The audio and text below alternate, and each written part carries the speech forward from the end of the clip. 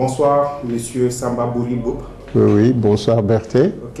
Vous êtes chercheur enseignant, anthropologie du développement, expert international, études stratégiques. Vous êtes aussi ancien ambassadeur du Sénégal en Afrique du Sud.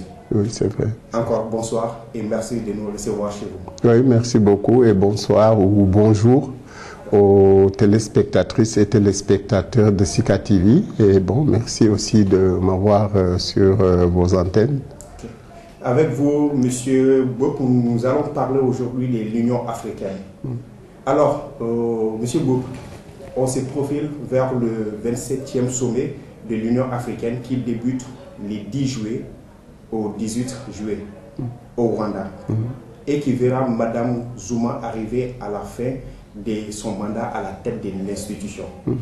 Aujourd'hui, quel bilan on peut tirer du passage de Madame Nkosazana Dlamini Zuma à la tête de cette institution panafricaine?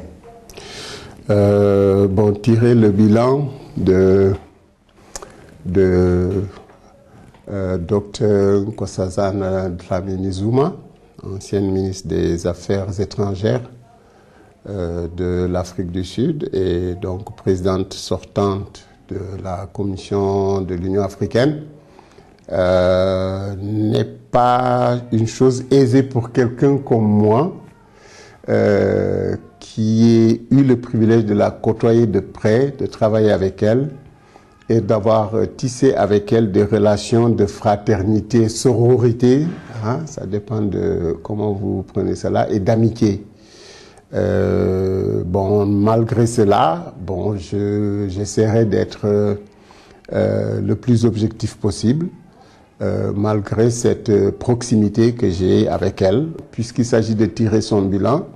Bon, je ne pense pas vous dire quelque chose de tellement différent de ce que vous avez entendu, hein, déjà à savoir que c'est un bilan mitigé, c'est-à-dire qu'il y a du bon, mais il y a également du moins bon. Ça, je pense que la plupart des observateurs de la scène politique africaine et de l'Union africaine en particulier sont plutôt d'accord là-dessus. Bon, commençons par ce qu'il y a de bon. On connaît l'agenda 2063, à travers lequel Madame Dr Dlamini Zuma a essayé de construire un projet, une vision stratégique à long terme donc de l'Afrique. Bon, une vision de développement, de renaissance même si ce n'est pas toujours aussi explicite que cela. Bon, on peut penser, on peut être d'accord avec cette vision-là, on peut également la trouver peut-être, trouver à y redire par exemple son manque d'ambition. Bon, on se demande pour quelles raisons les Africains attendraient 2063 pour vraiment être en mesure de régler leurs problèmes. Moi, personnellement, je suis de ceux qui pensent que 2063, c'est un horizon trop lointain et qui manque d'ambition. Parce que si on attend 2063, je crains que d'ici là, on ne soit condamné à la recolonisation éternelle. Donc, notre case brûle, la case Afrique brûle, elle est en danger et il faut que toutes les énergies se mobilisent pour éteindre le feu, pour reprendre l'initiative historique aux prédateurs de tous acabits qui se ruent sur nos richesses, sur nos ressources naturelles, qui continuent à les piller avec la complicité, mais coupable de beaucoup de nos dirigeants, de nos gouvernants d'ailleurs, hein, plus nos gouvernants que nos dirigeants. Donc mais il y a quand même un effort de construire un projet, une vision, de doter l'Union africaine d'un projet à travers l'agenda 2063. Autre chose de positif, c'est les efforts faits dans le domaine de la gouvernance, par exemple, tout le plaidoyer, toutes les actions qu'elle a essayé de mener pour qu'il y ait davantage de respect de l'ordre constitutionnel et des constitutions, des dispositions constitutionnelles en termes d'alternance, de transparence, de responsabilité, etc., de reddition des comptes de la part des gouvernants. Également, en particulier au début, il y a eu des efforts même au niveau de la rationalisation des dépenses pour qu'elles soient plus orientées vers des dépenses à caractère opérationnel et non pas, comme malheureusement c'est souvent le cas, pour payer des voyages, des missions à l'extérieur, à des fonctionnaires qui généralement ne ramènent aucun résultat, ou en tout cas très peu de résultats. Donc ça, ce sont des aspects, je pense, qui sont assez positifs. Bon, maintenant, il y a des choses moins positives, hein. Par exemple, le fait que les réformes institutionnelles auxquelles on aurait pu s'attendre de la part de Dr Dlamini Zuma n'ont pas été menées à terme. Bon, c'est comme si elle avait manqué d'ambition, qu'elle avait été trop timide pour mener en profondeur des réformes de l'institution Union africaine. Elle laisse derrière elle une institution relativement affaiblie, hein, pour certains en tout cas, qui n'est pas aussi performante que certains auraient pu l'espérer quand elle a été portée à la tête donc, de l'Union africaine. Un personnel relativement démotivé également, il faut le reconnaître, divisé déjà sur la question de son bilan. Quand on interroge les gens qui ont travaillé avec elle, bon, ils ne sont pas unanimes, hein. Donc, il y a des appréciations différentes. Certains lui reprochent aussi son manque de rigueur ou de cohérence dans les politiques, de sorte que ce projet qu'elle a essayé de construire, en fait, s'est dilué dans des atermoiements et donc un manque de cohérence. Bon, mais faire le bilan de Mme Zuma, je pense que c'est plutôt...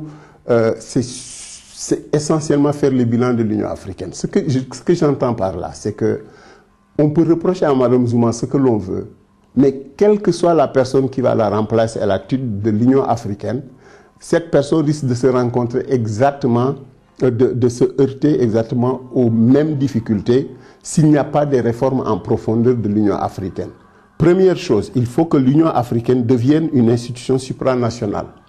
Tant que l'Union africaine n'est pas une institution supranationale, la présidente ou le président de la Commission de l'Union africaine sera obligé de continuer à jouer le rôle un peu de secrétaire des 54 chefs d'État, donc avec 54 patrons ou patronnes qui souvent ne disent pas la même chose, ne pensent pas la même chose, qui sont divisés en francophones selon des lignes tout à fait bizarres et inessentielles et non pertinentes, de francophones d'un côté, anglophones, saxophones et je ne sais plus trop quelle sorte de phones, avec des clans qui se réalisent. Donc il faudrait... Monsieur Bou, quand je vous entends parler comme ça, est-ce que vous dénoncez le fonctionnement de l'Union africaine? Absolument. Le fonctionnement de l'Union africaine, par exemple, la question du financement de l'Union africaine.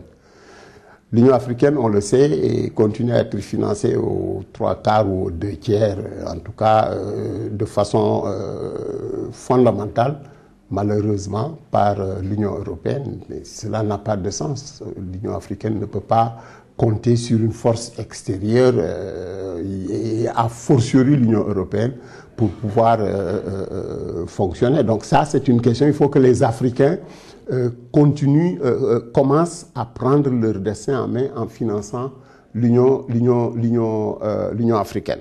Donc, quelle que soit la personne qui va la remplacer, tant que nous serons dans ce paradigme-là, les choses ne vont pas changer beaucoup. Aujourd'hui, il y a 6 candidats déclarés. Bon, si mes souvenirs sont bons, il y a 6 candidats déclarés.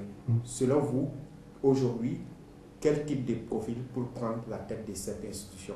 Moi, je pense que le bon profil, c'est il faut que la personne soit compétente d'abord. Il faut qu'elle ait des compétences en termes de management, donc de capacité de gestion financière, administrative, de gestion des ressources humaines, ce qui n'est pas facile, parce que cela demande un certain nombre de qualités. Il faut que ça soit une personne qui soit panafricaniste également. Il ne faut pas que ça soit une personne qui, par exemple, si elle est sénégalaise, tout de suite va chasser tous les non-sénégalais des postes de responsabilité pour ne s'entourer que de Sénégalais. On ne veut pas de ça. Il faut donc que la personne qui va succéder à Mme Dlamini Zuma soit une personne panafricaniste, c'est-à-dire qui soit imprégnée de l'idéal panafricaniste, donc imbus de cet idéal-là, qui se mettent au service de cet idéal du panafricanisme, de la renaissance africaine, de l'unité africaine, bon, et bien entendu, qui connaissent également, bien entendu, les réalités du monde, etc. Je pense que ce ne sont peut-être pas les seules qualités, mais ce sont, à mon avis, un certain nombre de qualités sans lesquelles la personne-là ne pourra absolument pas correspondre, disons, avoir le profil du poste, comme on dit. Nous avions une idée sur les différents candidats à ces postes. Lesquels de ces candidats aujourd'hui avez-vous un penchant? Un penchant. Disons, j'essaie de regarder les choses de la façon la plus objective possible. Moi, ce qui m'intéresse, c'est les intérêts de l'Afrique et des Africains, leurs aspirations. Alors, parmi ces candidats, sans pour autant minimiser les qualités des différents candidats, des différentes candidates, parce qu'il y en a, ils ont tous des qualités, mais je pense que quelqu'un qui pourrait peut-être se dégager, et bon, cela me dérange un peu, parce qu'il s'agit d'un Sénégalais, et moi-même je suis Sénégalais, bien que je m'identifie, quand je me présente comme un Africain d'origine sénégalaise. Ce n'est pas la même chose que de dire que je suis Sénégalais.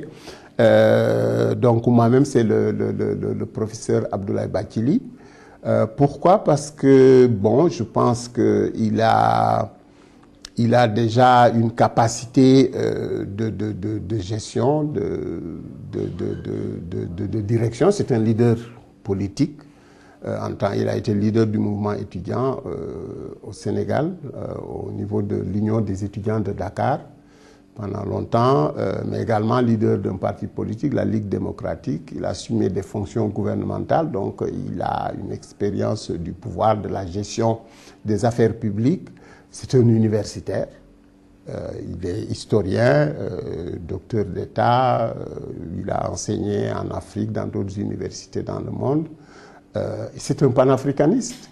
Je pense que ces différentes qualités peuvent lui servir pour être éligible au poste de futur président de la Commission de l'Union africaine, sans dire qu'il est le seul à avoir cela. Mais il faudra également qu'il travaille sur la question